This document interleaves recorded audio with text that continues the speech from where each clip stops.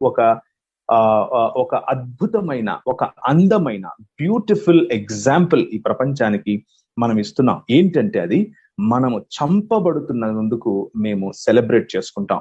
మా నాయకుడుగా, లేకపోతే మా దేశానికి మొట్టమొదటిసారిగా దేవుని రాజ్య సువార్తను మోసుకొచ్చినటువంటి తోమా గారి యొక్క మరణము కారణంగా, ఆయన మరణ దినాన్ని కొంతమంది యొక్క భావనలో డిసెంబర్ నెలలో 21 అనుకుంటాను ఆయన చనిపోయినట్లుగా కొంతమంది అనుకుంటూ ఉన్నప్పటికీ, ఏది ఏమైనప్పటికీ డేట్ ముఖ్యం కాదు.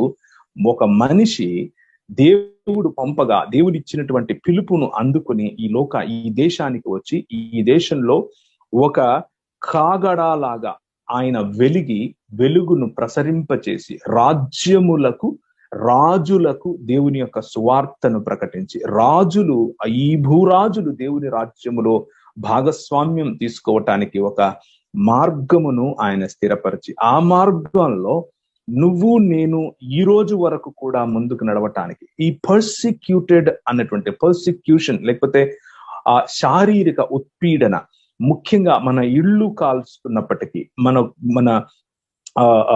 మన విద్యాలయాలు కూల్చివేయబడుతూ ఉన్నప్పటికీ, మన కుటుంబాలలో విచ్ఛిన్నత తీసుకొని వస్తూ ఉన్నప్పటికీ, మనం ఈ రోజుకు కూడా ఒక జీవము కలిగినటువంటి సమాజముగా, ఒక ఆర్గానిజం లాగా మనం ముందుకు వెళుతూ ఉండడానికి గల కారణం ఏమిటి అని అంటే, the focus is not religion, but the focus is the Kingdom of God.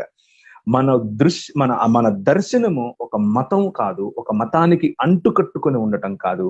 మన దర్శనము నూతన ఆకాశము, నూతన భూమిగా పిలువబడుతున్నటువంటి దేవుని రాజ్యము. కనుకనే మనము ప్రతిదినము వదకు తేబడినటువంటి గొర్రెల వలె మనం వస్తూ ఉన్నాం. ఈ రోజుకు గనక లేటెస్ట్ స్టాటిస్టిక్స్ చూస్తే, ఛత్తీస్గఢ్ లో ఎక్కడ చూస్తే అక్కడ మారణ హోమం, ప్రజలను ఊళ్ళలో నుంచి వెలివేయటం, స్త్రీలను బట్టలు ఊడదీసి మరి తిప్పటం, పిల్లలకు భోజనం లేకుండా చేయటం. నాతో పాటు పనిచేసేటటువంటి కొందరు మిషనరీలు ఛత్తీస్గఢ్ మరియు ఒరిస్సా ప్రాంతాలు, అలాగే గడ్చిరోలి మహారాష్ట్రలో ఉన్నటువంటి బార్డర్ ప్రాంతాలలో చంపివేయబడ్డారు. పోయిన సంవత్సరం అంతకు ముందు సంవత్సరం ఒకరు చంపివేయబడ్డారు. నక్సలిజం పాలవుతున్నారు.